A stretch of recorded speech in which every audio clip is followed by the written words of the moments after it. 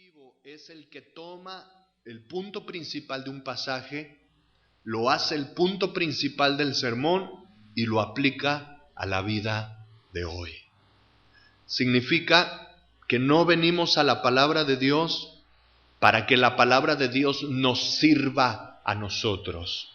Venimos a la palabra de Dios para servirle a la palabra como un medio por el cual pueda ser enseñada. La palabra de Dios no nos necesita a nosotros en cuanto a que la mejoremos o la perfeccionemos. Lo único que necesita la palabra de Dios es un medio para llegar a las personas y nosotros tenemos que ser ese medio. Entre más insignificantes seamos nosotros, mejor. Entre más desapercibidos pasemos nosotros, mejor. Entre más claramente llegue la palabra a las vidas de las personas, mayor va a ser su influencia y su poder. Así que ahora vamos a ver cuál es el propósito de la predicación expositiva. Les invito a que abramos nuestras Biblias ahí en Lucas capítulo 24, versículo 25. Sabemos, esta narración es de aquellos dos discípulos que iban camino a Emaús, y aquellos discípulos que iban camino a Emaús, nos dice la Escritura, que estaban sumamente entristecidos por la muerte de su maestro. Y terminaron con esas palabras diciendo: nosotros creíamos que él iba a ser el Mesías. Y algunas mujeres ya se volvieron locas y están empezando a decir que lo vieron vivo. Entonces el Señor los reprendió con las palabras del versículo 25. Entonces Él les dijo: oh insensatos y tardos de corazón, para creer todo lo que los profetas han dicho. ¿No era necesario que el Cristo padeciera estas cosas y que entrara en su gloria? Y comenzando desde Moisés y siguiendo por todos los profetas, les declaraba en todas las Escrituras lo que de él decían. Esto es extraordinario, porque estamos hablando de aquel que no necesitaba ni siquiera las Escrituras, porque él mismo es la palabra de Dios, la palabra viviente. Muchas veces nuestro Señor habló en su propia autoridad y dijo: ustedes oyeron, amarás a tu prójimo, aborrecerás a tu enemigo, mas yo os digo. El Señor hablaba en su propia autoridad, como el Señor. Pero aún así, Él se distinguió entre todos en utilizar la palabra escrita. La palabra viviente. Nuestro Señor Jesucristo fue el modelo perfecto de aquel que se aferra, utiliza la palabra escrita. Y el Señor empezó a hablarle a estos discípulos y nos dice que desde Moisés y siguiendo por todos los profetas, les declaraba en todas las Escrituras lo que de él decía. Lo interesante aquí es la expresión que encontramos en el versículo 32, Cuando el Señor los dejó, se decían el uno al otro: ¿no ardía nuestro corazón en nosotros mientras nos hablaba en el camino y cuando nos abría las Escrituras? Eso es lo que significa exposición, hermano. Exponer es poner al descubierto para que otros puedan verlo. Lo que hizo nuestro Señor Jesucristo por aquellos discípulos desalentados fue abrir las Escrituras.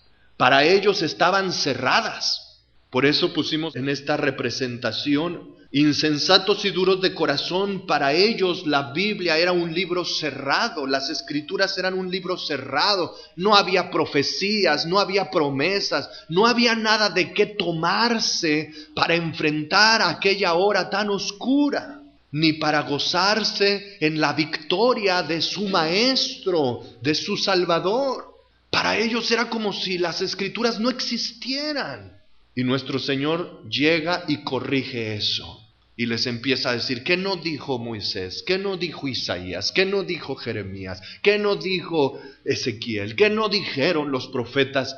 Pasaje tras pasaje tras pasaje. Y mientras él iba haciendo eso, dentro de los corazones de ellos iban sintiendo un fuego. Dice que sus corazones ardían, su fe era avivada como una llama. Aquel momento de oscuridad, aquel momento de desconsuelo, iba siendo transformado en algo totalmente distinto por la exposición de la palabra de Dios.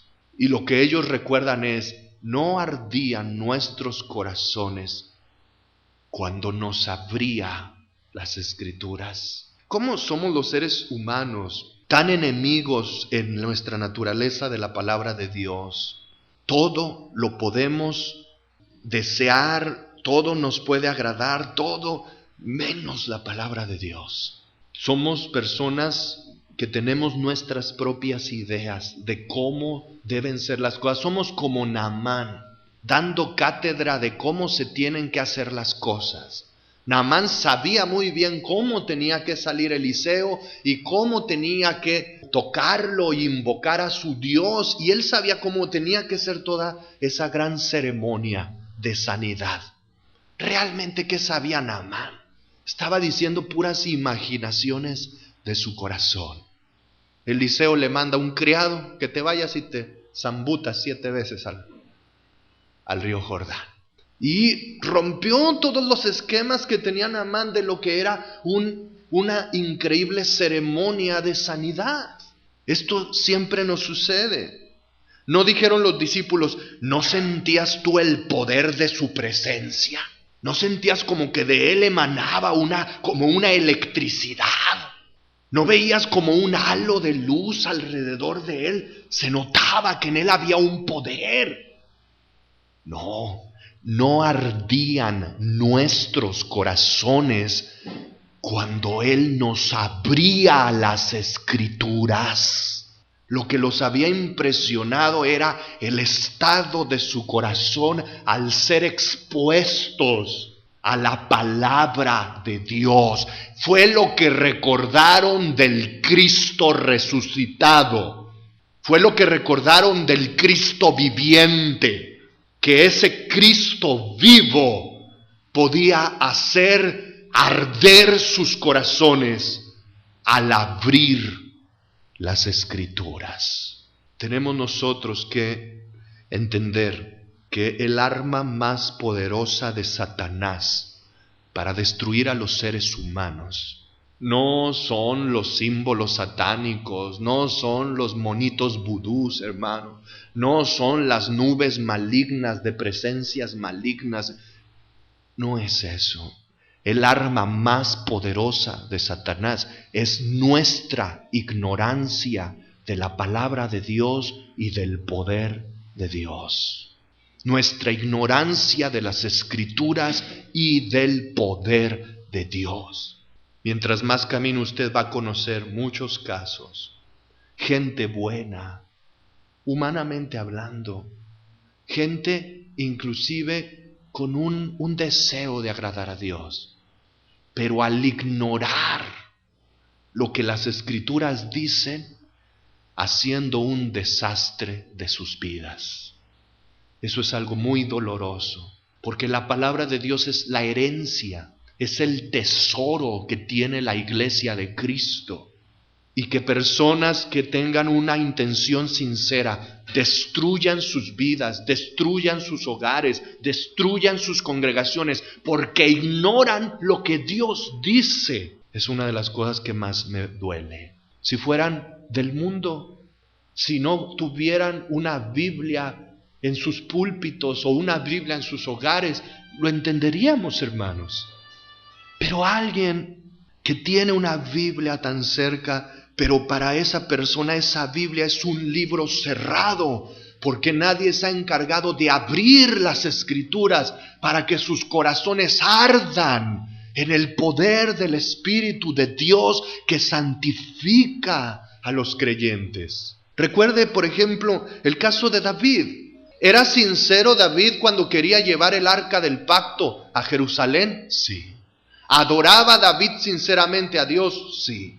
¿Danzaba con todo su corazón, con rectitud de corazón en su alma, de gratitud y de alabanza porque estaba llevando el arca del Señor a Jerusalén? Sí, pero la estaba llevando en una carreta de bueyes, como Dios jamás mandó, como Dios prácticamente prohibió, porque dijo que eran los levitas quienes tenían que llevarla sobre sus hombros.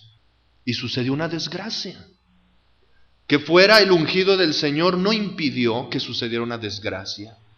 Que Dios lo amara con todo su corazón y que fuera un hombre conforme al corazón de Dios no impidió que sucediera una desgracia. No estaba haciendo las cosas como estaban escritas, y aquel que se atrevió a tocar el arca sin tener ningún derecho de tocarla, Usa, el Señor le quitó la vida. Y a pesar de toda la sinceridad, y a pesar de toda la elección, y a pesar de toda la adoración verdadera a Dios, terminó todo en un funeral y en un fracaso. Nos dice la Escritura que luego reflexionó David y dijo, fue porque no lo hicimos como Dios lo mandó. Puede haber creyentes muy sinceros, hermanos, pero van a destruir su vida. Van a destruir su testimonio, van a destruir su hogar, van a destruir la oportunidad de haber levantado hijos para honra, hijos en el Señor, en el conocimiento y el temor del Señor. Por más que sean amados estos creyentes y sean elegidos y el Señor tenga sus ojos de amor sobre ellos, no se puede compensar la ignorancia de las Escrituras. No hay ninguna experiencia que pueda compensar nuestra falta de las Escrituras. Ninguna oración, ninguna manifestación del Espíritu, ninguna actividad, nada va a poder compensar que la Escritura no esté presente en la iglesia del Señor. Todo lo que ignoremos nos va a dañar. Todo lo que no sepamos que debíamos haber sabido nos va a traer heridas que pueden durar el resto de nuestras vidas. La Biblia no debe ser un libro cerrado en la iglesia, porque la iglesia la necesita. Las familias cristianas la necesitan. Los creyentes al enfrentar los problemas de la vida, los problemas de temor, los problemas de ira, los problemas de depresión, los problemas de todo tipo, necesitan las Escrituras para tomar las decisiones correctas. Pero si la Biblia es un libro cerrado, va a ser como si no existiera y las consecuencias van a ser muy tristes. Isaías capítulo 29 es un capítulo muy especial. Cuando lo empezamos a leer y a examinar, nos damos cuenta que el Señor Jesucristo y los apóstoles lo usaron con mucha frecuencia. Básicamente nos habla del juicio de Dios sobre Israel, que no quería oír al Señor. Así que el Señor dijo, no me quieren oír, entonces no van a escuchar, no van a entender, no van a comprender. Fue el encargo que el Señor le dio a Isaías.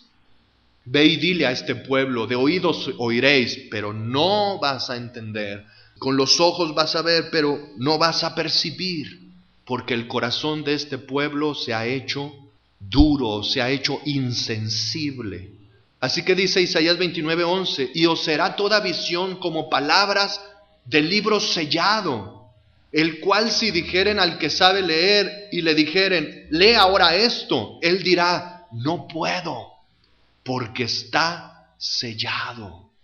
El juicio de Dios sobre aquella nación que había rechazado la palabra de Dios era que ya no iban a percibir, ya no iban a entender lo que Dios estaba diciéndoles. El profeta iba a estar allí, pero sus corazones duros no lo iban a percibir. Es un juicio muy terrible cuando la Biblia es un libro cerrado, hermanos. Es un juicio muy terrible de parte de Dios. Cuando la Biblia es un libro cerrado, la iglesia debe clamar y decir: necesitamos que tengas misericordia de nosotros. Necesitamos que esta palabra sea expuesta con claridad, sea expuesta con capacidad.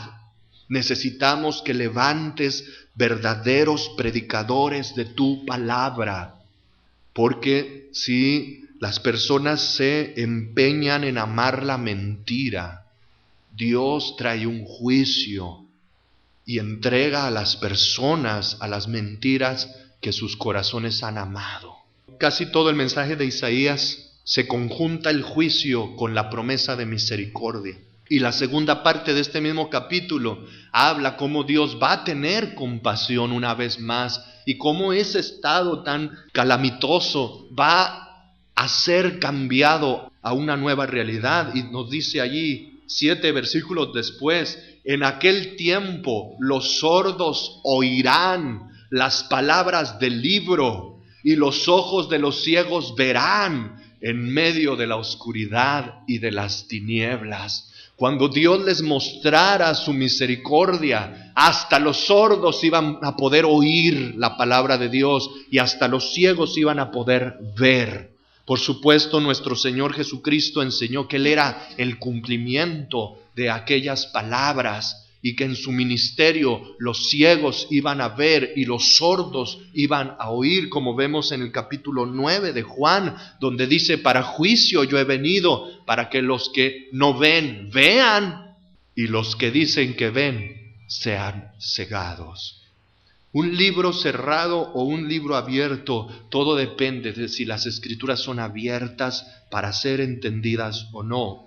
Vemos cómo el Señor habló sobre este problema en la parábola del sembrador. El Señor dijo: cuando alguno oye la palabra del reino y no la entiende, viene el malo y arrebata lo que fue sembrado en su corazón. Este es el que fue sembrado junto al camino. Observe las palabras del Señor tan precisas. Viene la palabra del reino, pero la persona no la entiende. Tenemos que darnos cuenta, hermanos, que las palabras de Dios son vida, pero para que esa vida se manifieste en el hombre, en el ser humano, es necesario que entendamos esas palabras de vida. El apóstol Pablo dice en los capítulos del 12 al 14 de Primera de Corintios: si yo viniera y les hablara 1000 palabras en lengua desconocida, ¿de qué les va a aprovechar?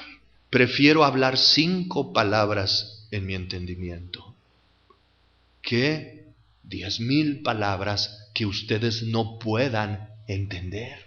Tiene que ser entendida la palabra de Dios. Podemos estar hablando palabras de vida, pero si las personas no las entienden, no les va a aprovechar para nada. Va a ser como si estuviéramos hablando en latín. Y muchas veces así estamos hablando desde los púlpitos, en latín. El amor es sufrido. Pregúntale a los hermanos sencillos si saben qué significa sufrido. Es una palabra que ya no se usa en nuestro castellano. Nunca la van a ver en un periódico, nunca la van a escuchar en la televisión ni en un noticiero.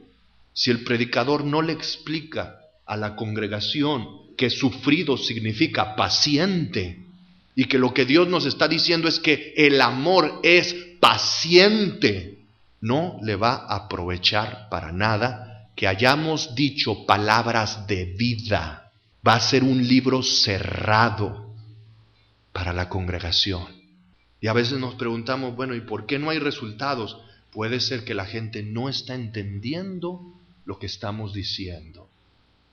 Si estamos diciendo algo correcto, pero lo estamos diciendo con palabras que están fuera del alcance de la congregación y no las estamos explicando, vamos a tener una Biblia que es un libro cerrado para la iglesia. Entonces, cuando viene la palabra del reino y la persona no la entiende, Satanás quita hasta el último rastro de aquella palabra.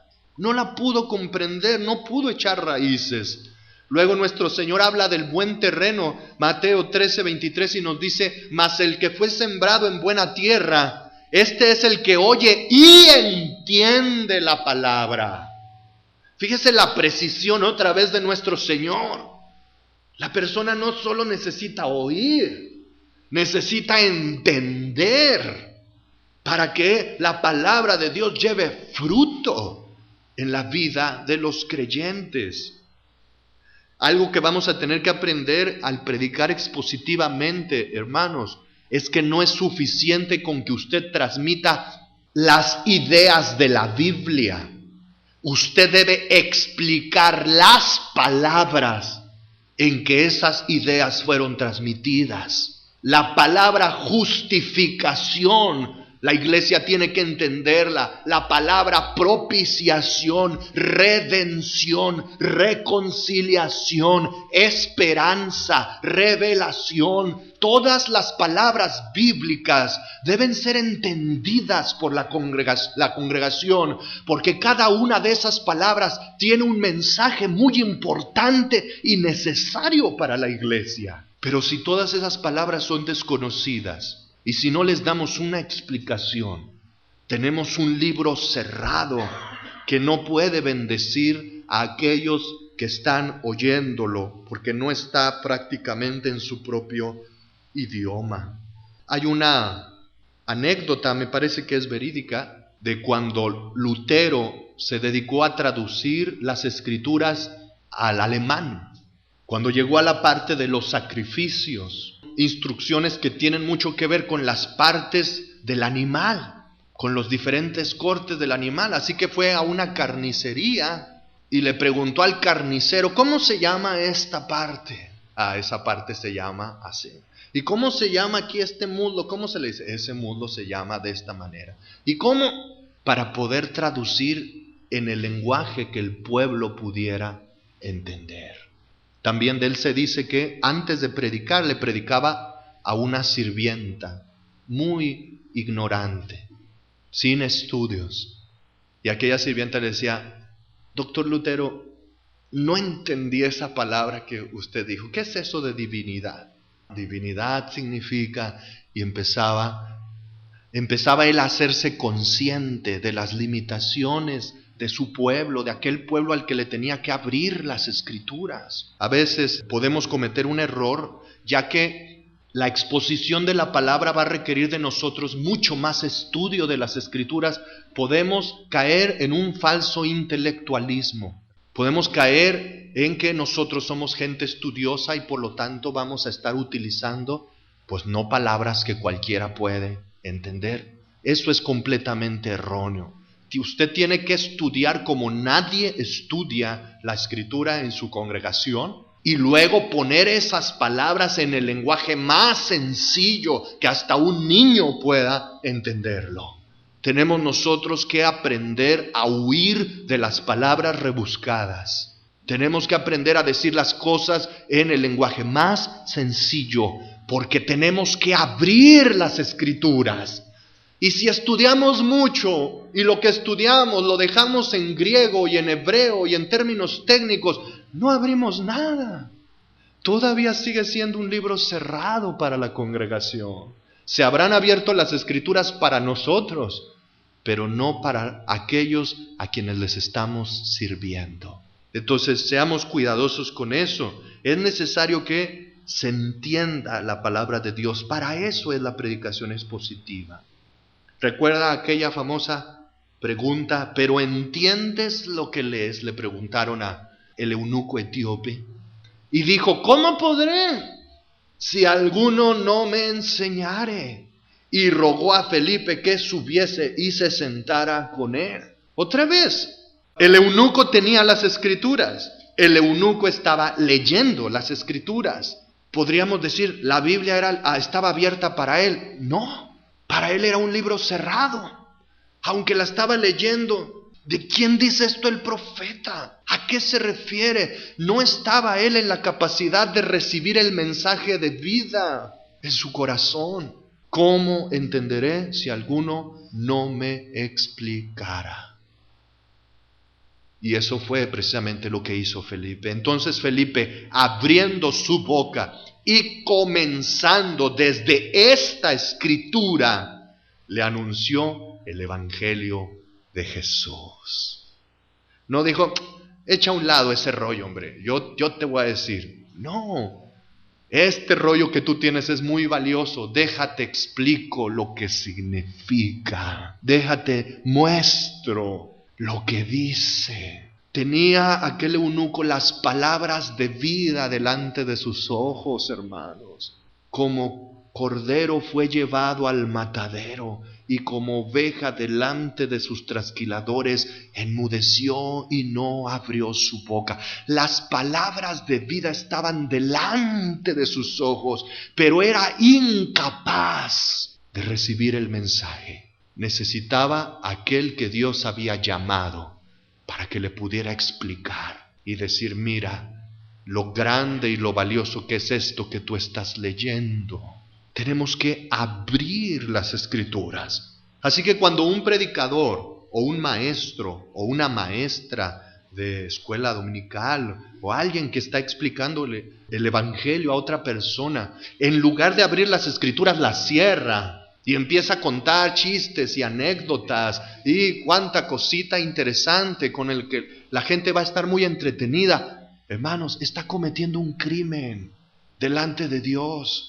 Está haciendo algo muy grave, porque aquellas personas en sus bancas tienen sus Biblias y las abren, pero falta el que sean expuestas esas palabras, sean explicadas esas palabras. Está traicionando a la gente a la que dice servirle, porque no los está ayudando a entender lo que podría traerles vida, lo que podría traerles paz, lo que podría traerles victoria sobre sus situaciones.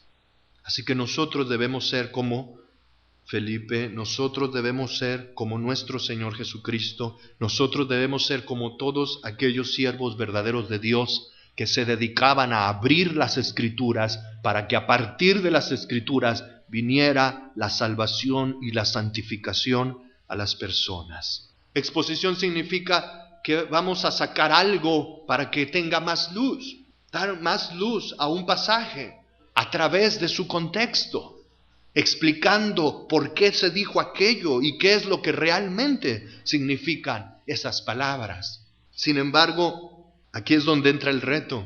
¿Cómo vamos a explicar aquello que no entendemos nosotros mismos? ¿Cómo vamos a darle luz a lo que también está cerrado para nosotros? No se puede. Dijo el Señor, si un ciego guía a otro ciego, los dos van a caer en el mismo pozo. Y dice en el capítulo 3 de segunda de Timoteo, los engañadores irán de mal en peor, engañando y siendo engañados. Si nosotros no comprendemos las Escrituras y estamos enseñándole a otros lo que no comprendemos, pues estamos en una ignorancia mutua y en un engaño mutuo, y las personas realmente llegan a creer que están haciendo algo muy grande cuando lo que están haciendo es un muy grande daño sobre ellos y sobre los demás. La semana pasada comentábamos cómo salió ese sermón, el único sermón que tiene en la actualidad el que no estudia las Escrituras, que es: tú tenías unos sueños muy hermosos, el diablo vino y destruyó tus sueños, pero Dios te dice que no renuncies a tus sueños porque Él va a restaurar tus sueños. Y cada sermón se transforma en eso, una y otra vez, y otra vez, y otra vez, y otra vez. Y yo escuché la versión de ese sermón que parte de: no os conforméis a este siglo, sino transformaos por medio de la renovación de vuestro entendimiento. Romanos 12, también tomó el 1 y 2. Y ese versículo se transformó en este sermón único, de los sueños perdidos que van a ser recuperados. El que lo estaba diciendo se sentía realizado, hermanos. Los que estaban escuchando ese gran sermón también se sentían realizados. Era una mutua adulación entre aquel pobre hombre que no entendía de lo que estaba hablando y aquella pobre congregación que no entendía que la estaban defraudando, engañando y siendo engañados. Porque él se ponía como ejemplo: mírenme a mí, cómo he alcanzado mi sueño. Y el pobrecito, si eso fue lo que soñó, defraudar a una congregación y matarla de hambre, si ese fue su sueño, pobre de él. Qué tristeza, qué duro es eso de abrir nuestra boca cuando nosotros mismos no entendemos y tratar de explicar lo que nosotros mismos no nos hemos humillado para que Dios nos enseñe y no hemos tomado el tiempo de aprender. Pero así está llena la iglesia evangélica de habladores de vanidades que no entienden ni lo que dicen ni lo que afirman con tanta seguridad. Nosotros no debemos ser así, hermanos. Tenemos una misión. Usted y yo tenemos una misión dada por Dios. Nuestra misión es restablecer la Biblia sobre los púlpitos como un libro abierto para la iglesia de Cristo. Esa es nuestra misión. Si usted quiere hacer algo grande para Dios, haga eso. Si usted quiere hacer algo grande que dure para la eternidad, restablezca las Escrituras sobre los púlpitos. Ayude a entender la palabra. Anime y aliente para que la palabra vuelva a ser enseñada y proclamada con exactitud. Y usted estará haciendo lo más grande que pudo hacer con su vida. Es nuestra misión.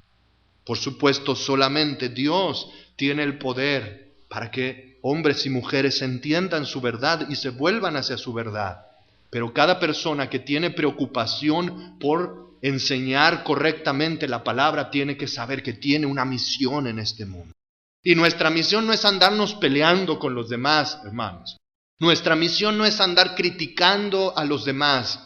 Si somos simplemente personas belicosas que estamos peleándonos con todo el mundo, no vamos a lograr nada. Nuestra misión es mostrar que las Escrituras son superiores a todo lo que el mundo tiene.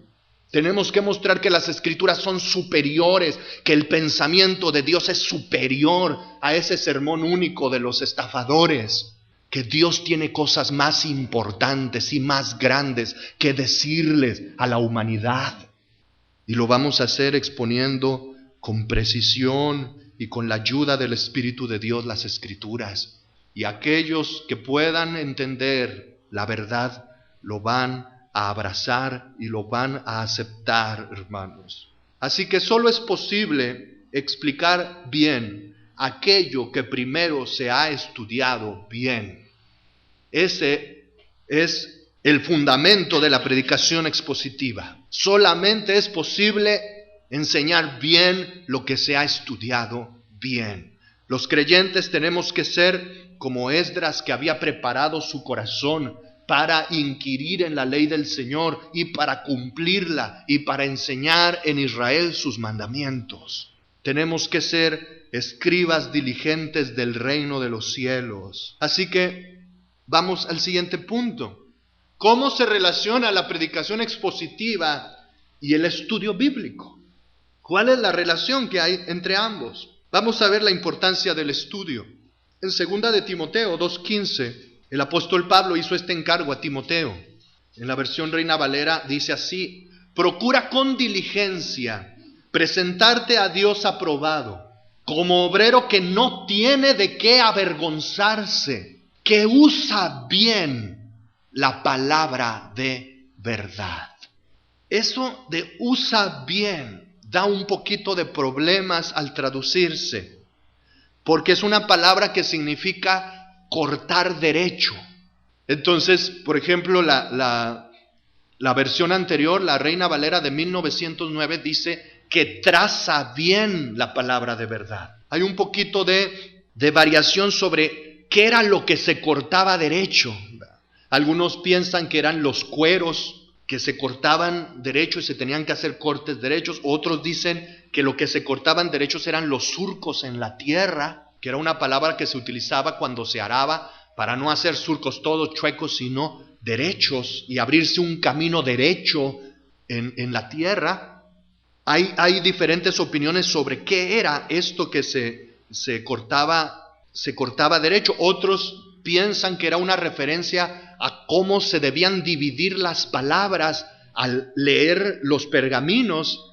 En los tiempos bíblicos, hermanos, debemos saber que las palabras se escribían todas corridas, no había espacios.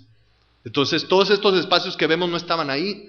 Y había que ser muy cuidadoso en ir separando correctamente las palabras, palabra por palabra, para poder entender el verdadero mensaje de aquel pasaje. Sea de donde sea, el sentido en sí está muy claro. Le está diciendo que tiene que hacer una división recta de la Escritura, hacer una exposición recta de la palabra. Por eso la versión Reina Valera 60 traduce que usa bien la palabra de verdad. Y es una buena traducción. La Biblia de las Américas lo dice quizá con más claridad para el que está leyendo. Todo el texto es idéntico, excepto por la traducción de esa palabra. Procura con diligencia presentarte a Dios aprobado, como obrero que no tiene de qué avergonzarse, que maneja con precisión la palabra de verdad. Obviamente, el apóstol Pablo estaba contrastando el trabajo de Timoteo con el de los falsos maestros que habían plagado las iglesias como Éfeso, como Creta, donde había muchos habladores de vanidades, nos dice Primera, Segunda de Timoteo y Tito. Había muchas personas que regularmente eran judaizantes, pero judaizantes con ideas mezcladas de gnósticos de los griegos, y decían cosas muy impresionantes, mitos, dice, fábulas, genealogías interminables, cosas que a las personas de aquel tiempo las cautivaban. Y lo que está diciéndole el apóstol Pablo a Timoteo es: tú tienes que ser diferente. Tú no puedes usar con descuido la palabra de verdad. Tú no debes ser un obrero que se vaya a avergonzar delante de Dios. Tienes que presentarte a Dios aprobado. Dios tiene que estar aprobando tu ministerio de enseñanza. Y tiene que aprobar tu ministerio de enseñanza porque eres un obrero que usa bien la palabra de verdad. Eres un obrero que maneja con precisión la palabra de verdad y que por lo tanto no tiene de qué avergonzarse. Tenemos que confesar que muchas veces en el pasado enseñamos cosas que lo que necesitamos es el perdón de Dios por aquellas cosas que enseñamos. Y gracias a Dios que nos ha dado tiempo para corregir o ir corrigiendo. Pero tenemos que pedirle perdón a Dios por todas aquellas cosas falsas, aquellas cosas torpes que dijimos con tanta seguridad y que no venían de un verdadero estudio de la palabra de Dios. Debemos avergonzarnos cuando no utilizamos con precisión la palabra de verdad. Porque si no nos avergonzamos aquí y pedimos perdón a Dios aquí, vamos a ir a verlo allá, hermano, como obreros que no son aprobados delante de Dios. Entonces, que Dios nos perdone por aquellas cosas que no dijimos con cuidado, que no dijimos rectamente, y que Él nos conceda ahora ser personas que tratan con mucha reverencia las Escrituras, personas que tratan con mucho cuidado las Escrituras, personas que se dan cuenta que la vida o la muerte pueden depender de si alguien entiende o no correctamente la palabra de Dios. Debemos ser personas que no necesitan que ahora ya no necesitan avergonzarse delante de Dios. ¿Cómo vamos a lograr esto? A través del estudio bíblico. Tenemos que estudiar con diligencia la Escritura. Tenemos que ir a la palabra de Dios para que la palabra de Dios sea la que nos enseñe, la que nos muestre la verdad. Un estudio bíblico completo, hermanos, va a tener 3 partes. Sea como sea que lo llevemos a cabo, si es un estudio correcto, se va a dividir con claridad en estas 3 partes. una observación cuidadosa, una interpretación correcta y una aplicación válida. El estudio bíblico que nos va a llevar a manejar con precisión la palabra de Dios siempre va a depender de estas tres cosas. Vamos a ver que es un proceso. El estudio bíblico lleva un proceso, hermanos. La observación cuidadosa es el fundamento de una interpretación correcta. ¿A qué nos referimos con observación cuidadosa? Tenemos que leer bien las Escrituras. Parece algo tan obvio, pero muchas veces hay errores. Simple y sencillamente porque no leímos bien, no observamos con cuidado. Vea, por ejemplo, lo que dice la palabra de Dios en 1 Corintios capítulo 13, un pasaje muy conocido. 1 Corintios capítulo 13. Si usted lee 1 Corintios capítulo 13, bueno, pues todo el pasaje habla del amor. Pero tenemos que leer con mucho cuidado, tenemos que leer con mucha precisión, con mucho detenimiento, porque lo que el apóstol Pablo está enseñando en 1 Corintios 13 no empieza en 1 Corintios 13, no empieza allí.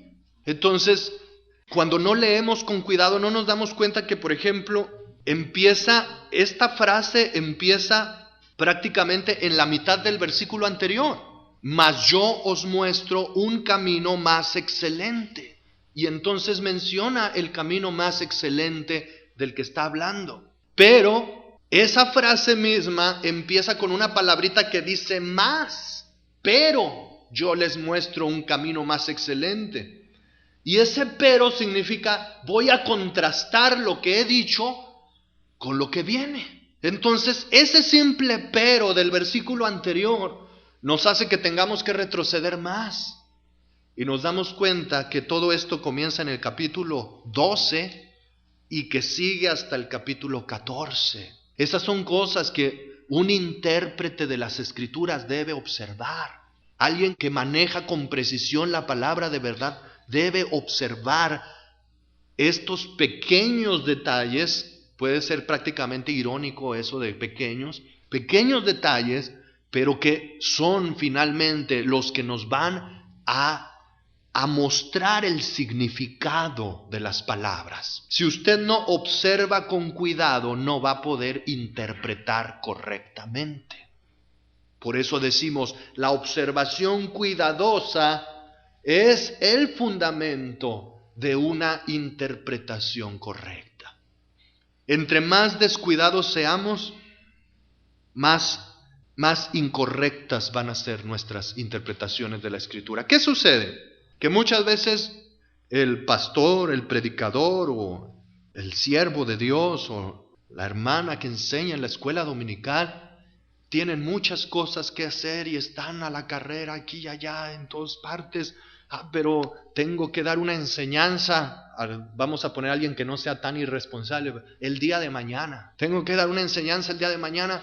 Así que rápidamente busco el texto que me guste, que suena bien, y empiezo a leer ese texto, y ya que veo este tema lo voy a dividir en 3 partes o lo voy a dividir en 4, y ya estamos empezando a interpretar sin haber observado. Las palabras dependen de su contexto, hermanos. Y si no observamos con cuidado el contexto, nunca vamos a entender correctamente las palabras. Aunque tengamos un diccionario bíblico o tengamos un diccionario de griego o de hebreo, sin el contexto no nos va a servir. Entonces tenemos que ser personas que observan cuidadosamente la palabra de Dios, que la leen detenidamente, que no están corriendo prisas para dar enseñanzas y para hablar de cosas, sino que nos tomamos el tiempo de ver, bueno, ¿y esto de dónde viene? ¿Por qué? ¿Qué estaba diciendo el apóstol Pablo o el apóstol Pedro o nuestro Señor Jesucristo? ¿Cuál era el punto? ¿Recuerda la característica crucial del sermón expositivo? Toma el punto principal de un pasaje y lo vuelve el punto principal de la predicación. ¿Cómo vamos a encontrar el punto principal de un pasaje si estamos leyendo a la carrera y a la carrera estamos tratando de sacar un mensaje? No es posible. Tenemos que realizar una observación cuidadosa. La observación cuidadosa nos va a llevar a una interpretación correcta. La interpretación correcta significa que entiendo las palabras como Dios quiso que fueran entendidas cuando envió su palabra. Las palabras obviamente tienen diferentes significados solas. A mí me gusta utilizar el término gallo porque en México tiene muchos sentidos. Usted dice gallo, pues ¿qué es un gallo? Muy claro, pues es el macho de la gallina. Pues sí, pero cuando una persona dice que se levantó con un gallo en la cabeza, no estamos pensando que tenía el macho de la gallina sobre su cabeza. Es que también significa en México, no sé en otras regiones, pero también significa unos pelitos parados. Pero cuando alguien dice que le llevó gallo a su novia, tampoco estamos pensando que llevaba los pelitos parados y que fue a mostrárselos a su novia, ¿verdad? Obviamente es otro significado. La misma palabra toma 3 significados diferentes. ¿Cómo vamos a saber qué quería decir la persona cuando dijo gallo? La respuesta es por el contexto. Lo demás de la frase me dice, me da la clave para que yo pueda entender si estoy hablando de un animal, estoy hablando de pelos parados o estoy hablando de una serenata. Así son todas las palabras en la Escritura. La palabra carne, hermanos, en la Escritura tiene diferentes significados. Y como decía aquel gran predicador, Martin Lloyd-Jones, aquí saber griego no le va a servir de nada, porque también en griego es la misma palabra para todos los significados que tiene. Entonces, ¿cómo vamos a saber qué significa carne en cada lugar? Por su contexto, leyéndolo con cuidado, con detenimiento, con reverencia, con atención, hasta captar, aquí carne se está refiriendo a persona, a la persona. Derramaré de mi espíritu sobre toda carne. Es una manera de hablar de las personas. O se unirá a su mujer y serán una sola carne. Se está refiriendo a que van a llegar a ser una sola persona. Pero hay otros pasajes donde dice la Escritura, yo sé que en mi carne no mora el bien. Y ahí no está hablando en sí de la persona total, sino de un aspecto de esa persona que tiene que ver con la pecaminosidad del hombre. Entonces, viendo cada pasaje, necesitamos tener cuidado de leerlo con detenimiento, leerlo con atención. Ahorita vamos a decir unas cuantas cosas más sobre esto, pero si no leemos con detenimiento, no vamos a interpretar correctamente las Escrituras. No vamos a tomar las palabras en el sentido en que Dios las dio. Ejemplo, ya que tengo la campaña militar contra el sermón único. Un pasaje favorito para quienes les gusta predicar sobre los sueños que la gente debe alcanzar, es obviamente el pasaje de José. Y entonces dicen algo así como, mira José tenía sueños. José tenía sueños, pero las circunstancias adversas le hicieron creer en un determinado momento que sus sueños se habían destruido. Y Dios después le mostró que todavía esos sueños se iban a realizar. Pero el problema es que él está usando la palabra sueño en un sentido diferente en que la Biblia utiliza la palabra sueño. Porque la Escritura dice que Josué tuvo sueños, no que estaba ahí meditabundo, sentado en una piedra y viendo al cielo y diciendo, a mí me gustaría ser el principal de mis hermanos y más grande que mi padre y que mi madre. Él no estaba haciendo esas fantasías en su mente. Él se durmió y dormido, sin ser capaz de controlar aquel sueño, empezó a ver algo. Un sueño, pero un sueño que había sido inducido realmente por Dios, para decirle los planes que Dios tenía para él a un futuro. Entonces, utilizamos de una manera descuidada las Escrituras cuando usamos las palabras en un sentido diferente de la Escritura y estamos cambiando el sentido, porque el predicador moderno, contemporáneo, está hablando de sueños como de aspiraciones. Eran aspiraciones, pero ¿a poco era una aspiración que al pobre panadero le fueran a cortar la cabeza? Él también tuvo un sueño, ¿verdad?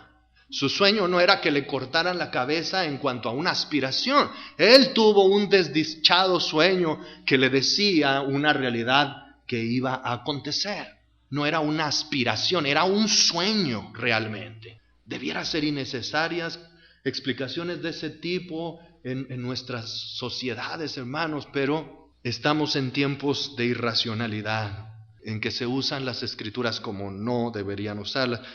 Otra persona usó otro pasaje para hablar de los sueños, cuando dice, es que la Biblia dice que seremos como los que sueñan.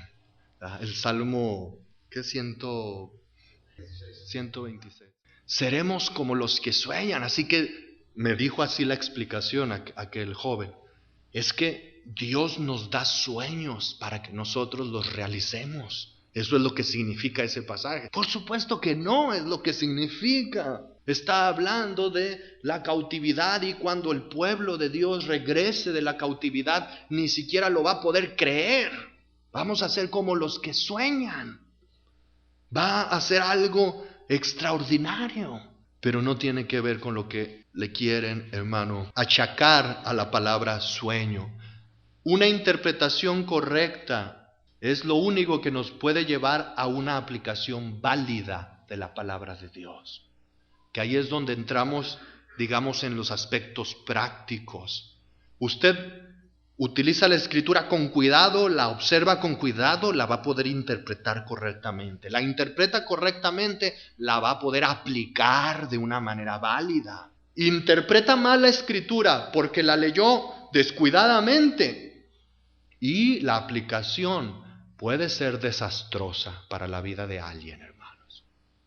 Podemos dar aplicaciones desastrosas a nuestras propias vidas y a las vidas de otras personas porque provienen de una interpretación incorrecta de la palabra de Dios.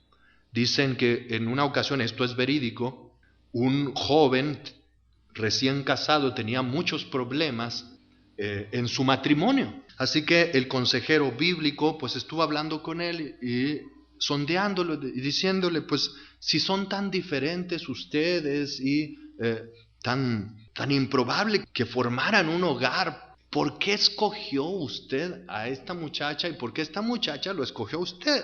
Bueno, hermano, le dijo aquel joven, a mí me gustó ella, me gustó. Así que fui y le pregunté al pastor y el pastor dijo, tú haz lo que hicieron los de Jericó. Ve y dale 7 vueltas a la muchacha para que caigan los muros de su corazón y ella te acepte. Y eso fue y lo hizo, hermano. Realmente fue y le dio 7 vueltas a la muchacha.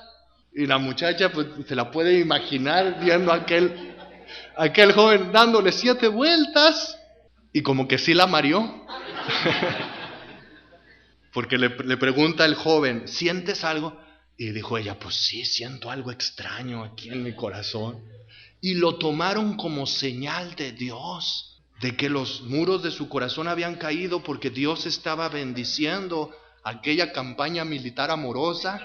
Y se casaron, hermanos, creyendo que iban a tener la bendición de Dios porque las cosas se hicieron así, se hicieron confiando en la palabra de Dios. En su concepto estaban confiando que la aplicación de la palabra de Dios iba a dar un buen resultado. Por supuesto, no fue así. Se dieron cuenta que pensaban de manera muy distinta el uno del otro y empezaron a tener conflictos. Gracias a Dios que Dios tiene poder por su palabra para enderezar todo lo torcido, hermanos. Gracias a Dios por esto, pero necesitamos aplicar con precisión la palabra, porque si interpretamos incorrectamente un pasaje y así se lo aplicamos a las personas o a nuestra persona, podemos cometer una desgracia. Realmente decisiones que nos van a costar lágrimas por el resto de nuestras vidas, se pueden tomar y se toman con frecuencia por interpretaciones incorrectas de la palabra de Dios. Otro ejemplo sobre esto, la importancia de la interpretación correcta para la aplicación válida. Otro consejero bíblico tuvo que aconsejar a una creyente que había caído en una relación de adulterio y que estaba haciendo un desastre de su vida. Al examinar su pasado, pues se vio que estaba ella realmente en su corazón muy alejada de Dios, muy resentida con Dios.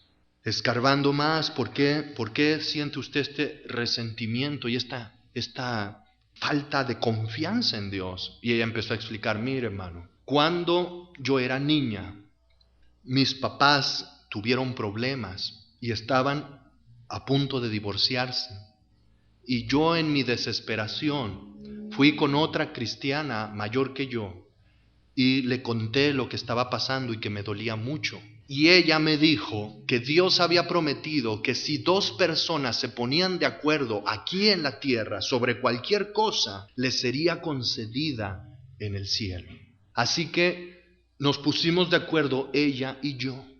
Ella estaba de acuerdo que mis padres no se debían divorciar y yo estaba de acuerdo que mis padres no se debían divorciar, y oramos a Dios para que mis padres no se divorciaran. Pero Dios me falló. Dios me falló. ¿Dios le falló? ¿Realmente Dios le falló?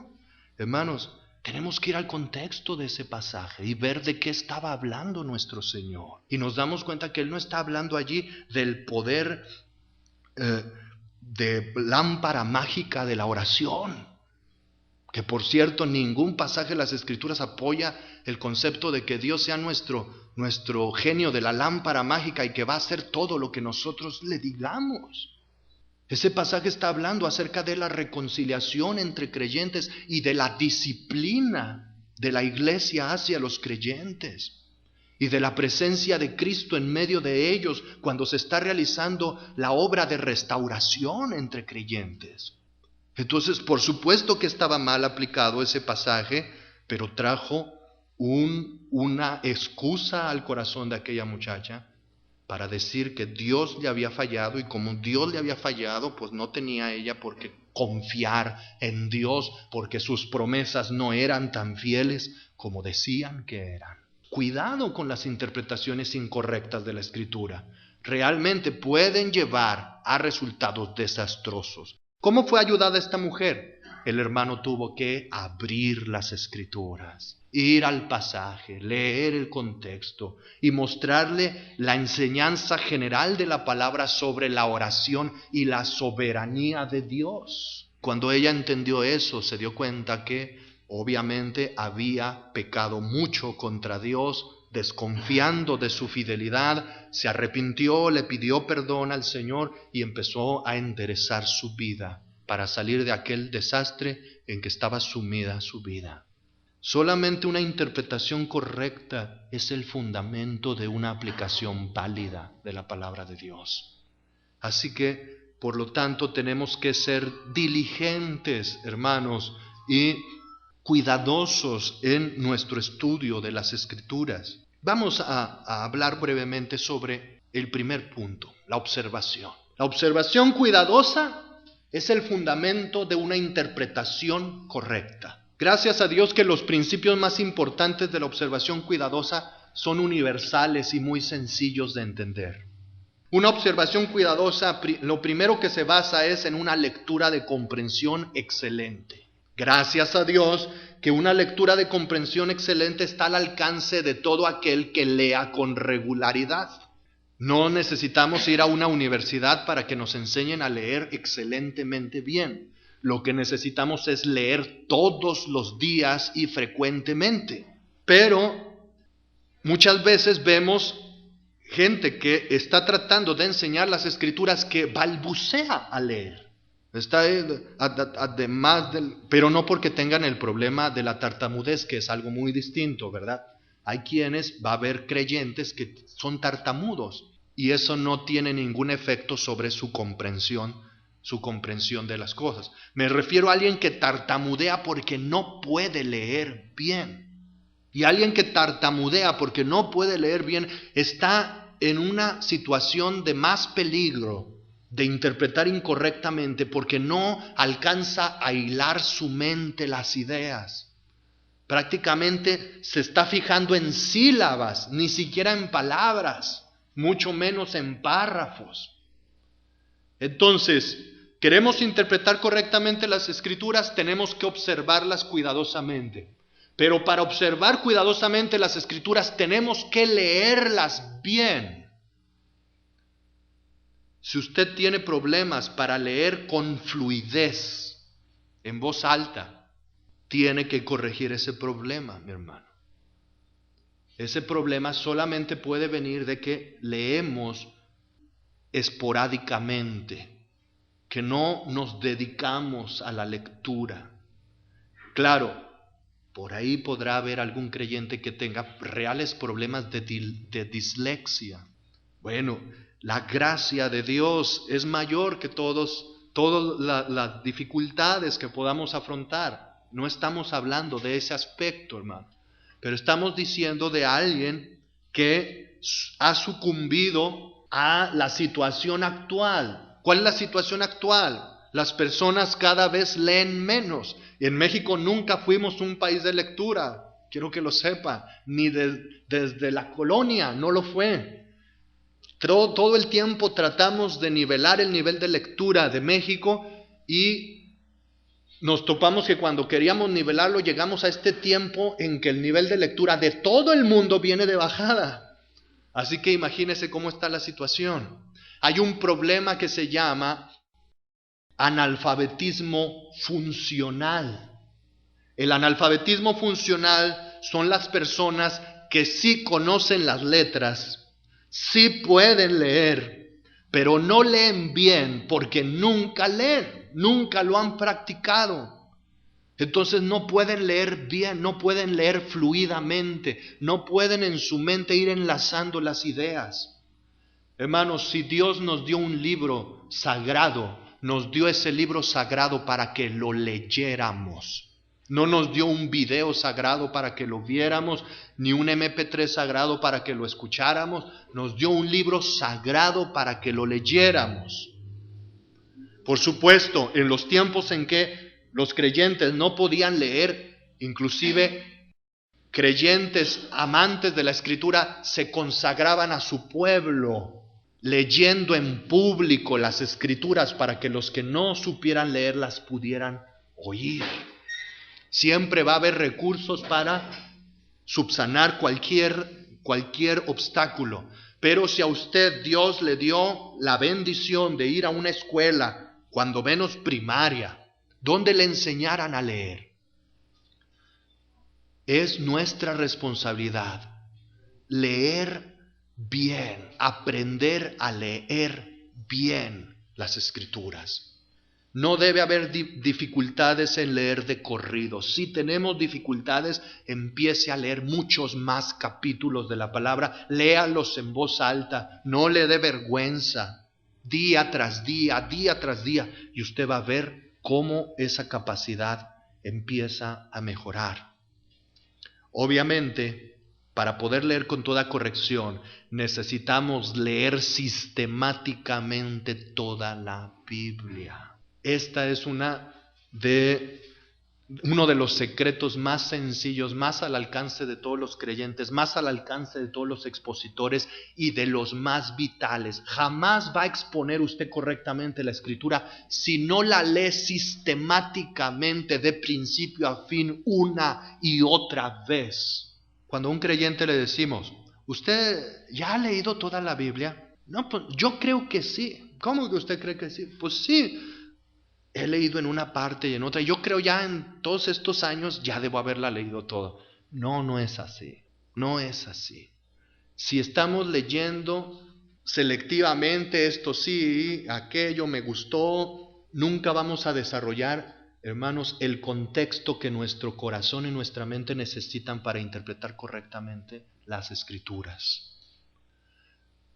¿Lee usted sistemáticamente toda la Biblia?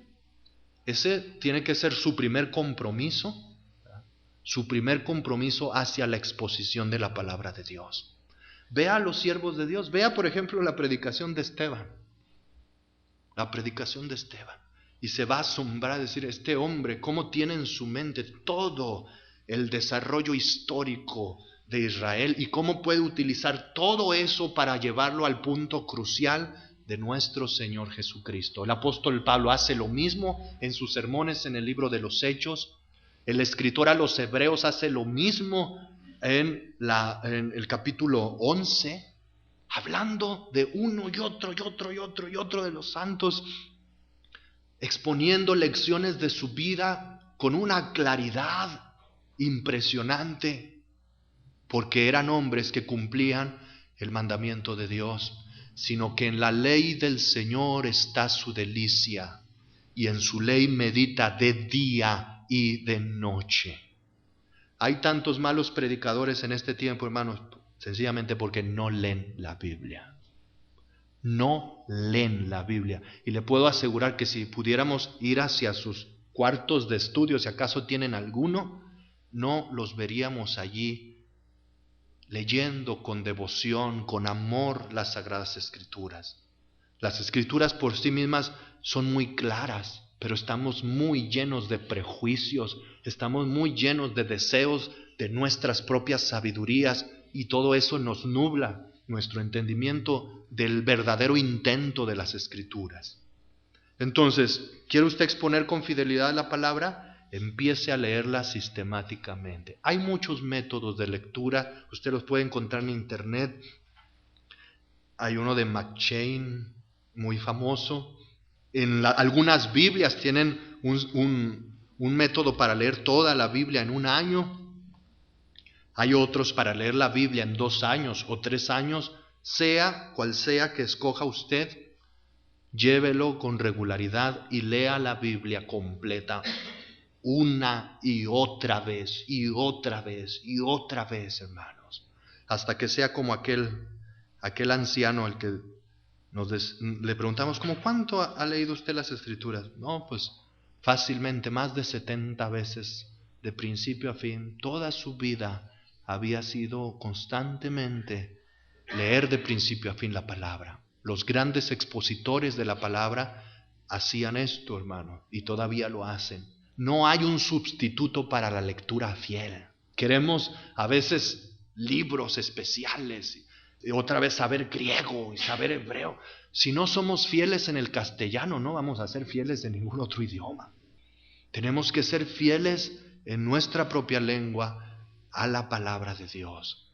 Y esa lectura sistemática de principio a fin va a ir formando en nuestra mente algo que se llama contexto, hermanos, que es el segundo principio más importante de la observación y que ya hemos estado mencionando. Contexto es lo que está antes y después. Pueden ser los versículos antes y después si es el contexto inmediato. Pueden ser los capítulos que están antes y después, un contexto más lejano. Pueden ser todos los escritos del mismo autor. Todos los escritos del apóstol Pablo forman un contexto. Pueden ser todos los libros del un testamento, todos los libros del Nuevo Testamento forman un contexto y los del Antiguo forman otro. O puede ser la Biblia completa el contexto. Tenemos que irnos relacionando con todos los diferentes contextos, hermanos. Y solamente la lectura fiel de la palabra de Dios nos va a llevar hacia allá. Así que, si la observación cuidadosa es el fundamento para la interpretación correcta, debemos observar en forma general el libro que estamos leyendo, su objeto, plan, contexto histórico, para ubicar correctamente cada pasaje. Esto lo vamos a ver con más detenimiento si Dios nos concede la próxima semana. Pero para mencionarlo, cuando usted está leyendo un pasaje, tiene que saber quién está escribiendo o quién está hablando, a quién le escribió, por qué le escribió, en qué circunstancias estaban. Eso es el contexto histórico de ese pasaje de la Escritura. Cuando observamos en forma general un pasaje, es como si estuviéramos encuadrando lo que vamos a estudiar. Estamos poniéndolo en la relación correcta. Es decir, es el apóstol Pablo, le está escribiendo a los corintios Los corintios tenían muchos tipos de problemas, de rivalidades entre ellos, de pecados sexuales, de contaminación con los ídolos, de cuánta cosa, y a ellos les está escribiendo y estamos poniéndole un marco al pasaje que vamos a leer para poderlo entender correctamente.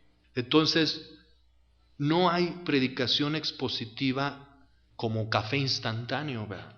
El café antes, no había café instantáneo antes, hermano. Nosotros ya somos de una generación modernizada, ¿verdad? Antes había que moler el grano, ponerlo a hervir, era todo un proceso, todo un ritual para tener aquel café, que por cierto, el instantáneo nunca va a oler igual que ese café preparado con todo ese cuidado. Pero en nuestros tiempos tan apresurados queremos café instantáneo. Ahí va. Me parece, hay notas médicas que dicen que es más tóxico porque tiene la cafeína se disuelve de una manera más fácil en la sangre, algo así. Casi todo lo instantáneo tiene sus problemas, no se diga las sopas, ¿verdad? No voy a decir la marca, pero queremos sopas instantáneas. No hay predicación expositiva instantánea. No hay ¿cuáles son los 5 puntos que me van a hacer predicar expositivamente de manera instantánea, hermano? No hay eso. Lo que hay es un amor hacia la Escritura, una dedicación hacia la Escritura, una reverencia hacia la palabra, un leerla, un meditarla de día y de noche. Claro que hay muchos consejos que nos van a ayudar y herramientas que podemos utilizar para hacer mucho mejor nuestro trabajo. Pero nada puede sustituir ese compromiso y ese amor y esa reverencia hacia la palabra de Dios. Si no tenemos eso, ninguna otra cosa nos va a ayudar. Si tenemos eso, Dios nos va a ayudar a poder salir avantes en todas las limitaciones que podamos ir encontrando en nuestro camino hacia la exposición de la palabra de Dios. Me parece que ya es hora de terminar. Nuevamente les suplico sus disculpas, hermanos.